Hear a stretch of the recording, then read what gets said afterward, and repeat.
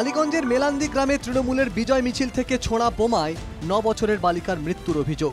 এই ঘটনায় সিবিআই তদন্তের দাবি তুলল নিহত বালিকার পরিবার। লাগাতার হুমকি দিত অভিযুক্তরা। অভিযোগ নিহতের মায়ের। অভিযুক্তদের ফাঁসির দাবিতে সরব নিহতের মা। বালিকার মায়ের আরও অভিযোগ, ভোট গণনার দিন এলাকাতে পর্যাপ্ত পুলিশ ছিল না। টালিগঞ্জ বিধানসভা উপনির্বাচনে ঝরল রক্ত এবং এক নাবালিকার মৃত্যু। তার মায়ের সঙ্গে আমরা রয়েছি। স্বাভাবিকভাবেই তার মুখে কোনো কথা নেই এবং ঠিক এই বাড়ির সামনেই সেই নাবালিকা মায়ের সঙ্গে স্নান করতে যাচ্ছিলেন এবং তখন এই মর্মান্তিক ঘটনা। আমরা ওদের পার্টিকে ভোট দেইনি। কোন পার্টি? ওরা টিএমসি পার্টি করে, আমরা সিপিএম পার্টি করি। এই পাড়ার লোক সিপিএম পার্টি করে বলি সব সময় এই পাড়াতে ওরা হুমকি দেয়।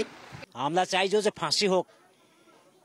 এই যে একটা নাবালিকা মেয়ে এই যে এত বড় ক্ষতিটা করে গেল, ফাঁসি চাই, কিন্তু ফাঁসি হোক। আমরা কিছু চাবো না, কিছু চাইনি। আমাদের বাচ্চা দুনিয়া থেকে চলে গেল, ওরাও দুনিয়া থেকে যেন চলে যাক।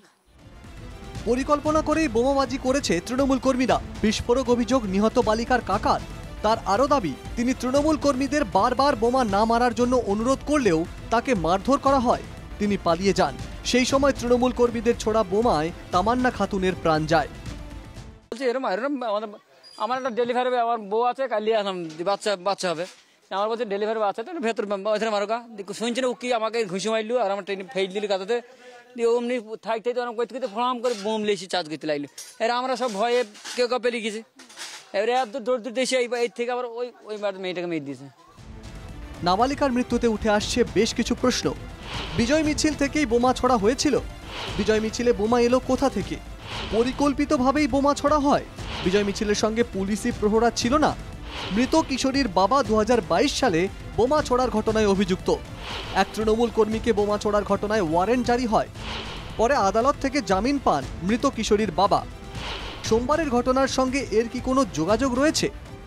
বারবার পরিবারের পক্ষ থেকে অভিযোগ করা হচ্ছে, আগেও একাধিকবার এই যারা অভিযুক্ত তারা তাদেরকে হুমকি দিতেন এবং তারা পুলিশকে জানিয়েছিলেন। পুলিশ অভিযোগ যে পুলিশ কোনো ব্যবস্থা নেননি এবং এই যে তার বাবার বিরুদ্ধে যে মামলার কথা বলা হচ্ছে সেইটা একেবারে হোসেন শেখ তার বাবা সরাসরি বললেন যে তিনি এখানে থাকেন না, তিনি ব্যবসার কাজে উড়িষ্যায় থাকেন এবং উড়িষ্যায় ছিলেন সেই সময় এবং তাকে মিথ্যে মামলায় ফাঁসানো হয়েছে। ফলত আমার নাম কেস করে দিয়েছিল, বুঝলেন তো।